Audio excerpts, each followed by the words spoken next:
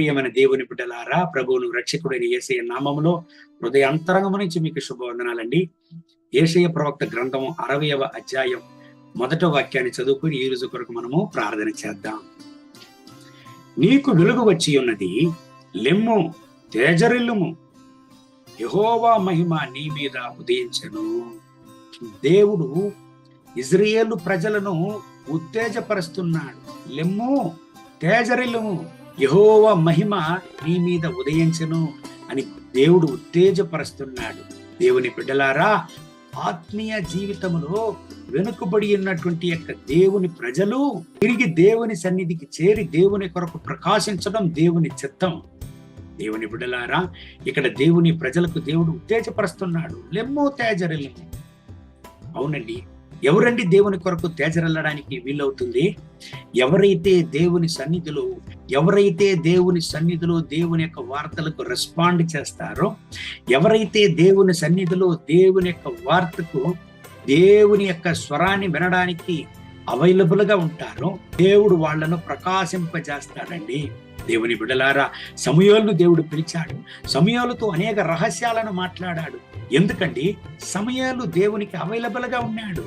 అంత మాత్రం కాదు, సమూయేలు దేవుని సన్నిధిలో దేవుని యొక్క వాగ్దానాలకు, దేవుని యొక్క మాటలకు రెస్పాండ్ చేశాడు. ఈ ఉదయకాల సమయంలో మిమ్మల్ని ఒక ప్రశ్న అడగాలని అనుకుంటున్నానండి. దేవుని యొక్క మాటలకు మీరు రెస్పాండ్ చేస్తున్నారా? దేవుని యొక్క స్వరాన్ని వినడానికి మీరు అవైలబుల్ గా ఉన్నారా? ఉద్యోగం చేయడానికి మనకు సమయం ఉంటున్నది, మన యొక్క పని పాటలను చూడడానికి సమయం ఉంటున్నది, దేవుని వెతకడానికి సమయం ఉండడం లేదు. ఎప్పుడైతే కష్టం వస్తుందో అప్పుడు దేవుని వెతకతాం, ఎప్పుడైతే అవసరం ఉంటుందో అప్పుడు దేవుని వెతకతాం. కానీ బాగుండేటప్పుడు, సంతోషంగా ఉండేటప్పుడు ఆలయానికి కూడా చాలా మంది వెళ్ళడం లేదు. దేవుని బిడ్డలారా, ఈ రోజు దేవుడు మీతో మాట్లాడుతున్నాడు. దేవుడు మిమ్మల్ని పిలుస్తున్నాడు. దేవుడు మిమ్మల్ని ఆహ్వానిస్తున్నాడు. ఆయన కొరకు లేవడానికి, ఆయన కొరకు తేజరెళ్ళడానికి. ఈ దేవుని వాగ్దానం ప్రకారం దేవుని సన్నిధిలో అప్పగించి, ప్రభువా నన్ను ఉపయోగించుము, మీ యొక్క మహిమ కొరకు, మీ యొక్క రాజ్యం కొరకు నన్ను ఉపయోగించుము చెప్దామండి. దేవుని చూసి, మహోన్నతమైన ప్రభువా, ఈ దేవుని బిడ్డల కొరకు ప్రార్థన చేస్తున్నాను, వీళ్ళని ఆశీర్వదించండి, మీ రక్తపు కోట్ల వీళ్ళను దాచుకోండి, మీ మహిమ ప్రసన్నత వీళ్ళ పని దిగివచ్చును కాక ఈ బిడ్డలను ఉపయోగించండి నాయన. ఈ బిడ్డలు బాగా ప్రార్థన చేయాలి, మీ వేద గ్రంథాన్ని చదవాలి, మీ స్వరాన్ని వినాలి, మీ కొరకు ఉపయోగింపబడాలి నాయన.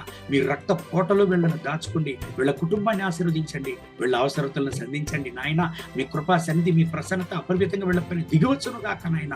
అవును నా రాజా, వీళ్ళు చేపట్టి చేసే పనులను ఆశీర్వదించండి, వీళ్ళ కుటుంబాన్ని ఆశీర్వదించండి, వీళ్ళకు మంచి ఆరోగ్యాన్ని, సౌఖ్యాన్ని ఇవ్వండి, ఆశకాలనివ్వండి నాయన.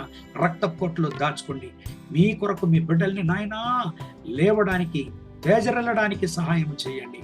అలాగే చేసేందుకు వందనాలు. మహిమ, ఘనత, స్తుతి మీకే.